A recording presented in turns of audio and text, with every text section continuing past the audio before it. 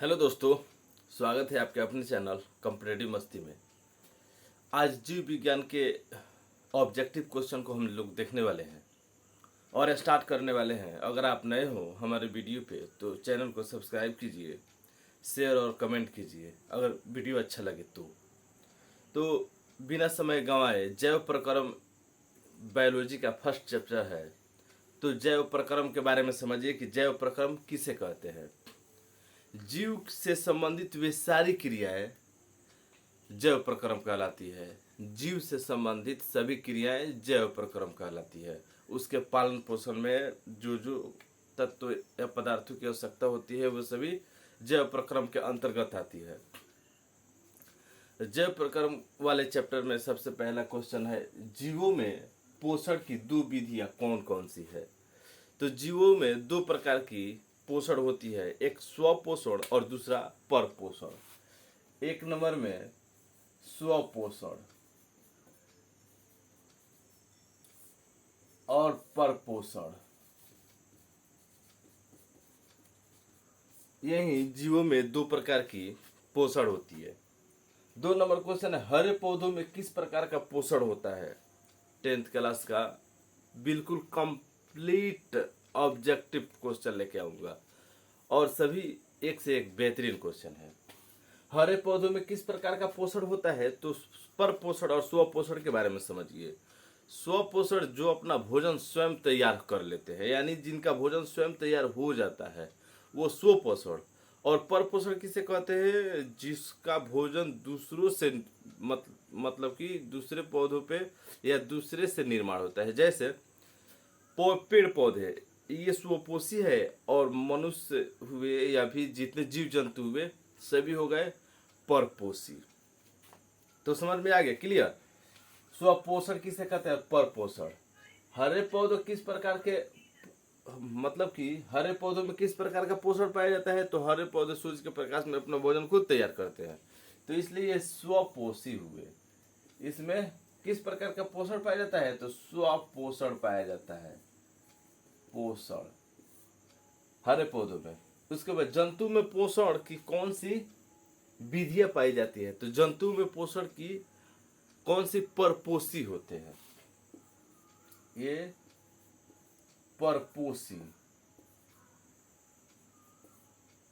या परपोषण पाया जाता है। इसमें 3 प्रकार के परपोषण का नाम लिखना है।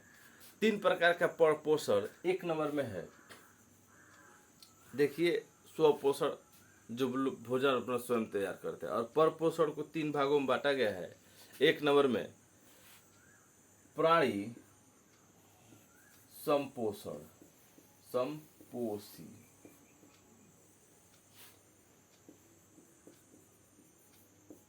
2 नंबर में प्राणी संपोषी, और 2 नंबर में परजीवी परजीवी, और 3 नंबर में मृतोपजीवी मृत जीवी पोषण। यही 3 प्रकार के परपोषण के उदाहरण है और उनको 3 भागों में यही बांटा गया है। उसके बाद प्रकाश संश्लेषण की प्रक्रिया में उत्पाद के रूप में क्या बनता है। उत्पाद जैसे प्रकाश संश्लेषण की क्रिया होता है तो उसके उत्पाद में क्या बनता है, तो उसके उत्पाद में ऑक्सीजन का निर्माण होता है, ऑक्सीजन का निर्माण होता है। फिर क्वेश्चन, प्रकाश संश्लेषण में किन 2 पदार्थों की आवश्यकता होती है, तो किन किन पदार्थों की आवश्यकता होती है, तो प्रकाश संश्लेषण की प्रक्रिया में सबसे पहला सूर्य के प्रकाश की आवश्यकता है, सूर्य के प्रकाश। उसके बाद CO2 कार्बन डाइऑक्साइड, फिर जल और फिर भूमि। इतने चीज की आवश्यकता है प्रकाश संश्लेषण की प्रक्रिया में। प्रकाश संश्लेषण की प्रक्रिया में पौधे कार्बन डाइऑक्साइड कहाँ से ग्रहण करते हैं, तो पौधे कार्बन डाइऑक्साइड वायुमंडल से ग्रहण करते हैं, वायुमंडल से। अच्छा, वायुमंडल में कार्बन डाइऑक्साइड का परसेंटेज 0.03% होता है। 0.03% पूरे वायुमंडल में कार्बन डाइऑक्साइड की परसेंटेज इतना ही है। नाइट्रोजन 78% और 21% ऑक्सीजन है। अब कवक जीवाणुओं में प्रकाश संश्लेषण क्यों नहीं होता है? तो कवक और जीवाणु में प्रकाश संश्लेषण नहीं होने का कारण यह हुआ कि प्रकाश संश्लेषण हमेशा क्लोरोफिल की उपस्थिति में होती है, जो हरे पौधों में पाया जाता है, जिसे पर्णहरित या हरित लवक कहा जाता है। तो कवक में तो पर्णहरित या हरित लवक, क्लोरोफिल सब पाया ही नहीं जाता। अगर मानव में सोचो क्लोरोफिल पाया जाता त्वचा में, तो फिर इतना झंझट ही नहीं रहता, कोई भोजन बनाने का ये सब समस्या नहीं रहता। तो समझ में आया कवक और जीवाणु में प्रकाश संश्लेषण की प्रक्रिया क्यों नहीं होती है?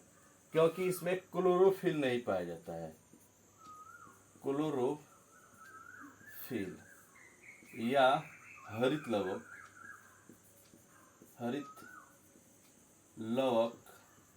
नहीं पाया जाता है। पोषण की दृष्टि से अमीबा तथा पैरामीशियम किस प्रकार के जंतु हैं? तो पोषण की दृष्टि से अमीबा तथा पैरामीशियम परपोषी जंतु हैं। स्वपोषी नहीं, परपोषी।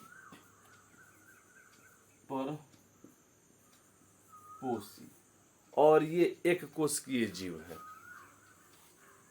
नेक्स्ट क्वेश्चन, प्रकाश संश्लेषण की प्रक्रिया का रासायनिक समीकरण निकला है कि प्रकाश संश्लेषण की प्रक्रिया का रासायनिक समीकरण क्या होता है? अच्छा, तो इसमें थोड़ा सा हिंट देता हूं मैं कि सूर्य का ऊर्जा ग्लूकोज में बदल जाता है।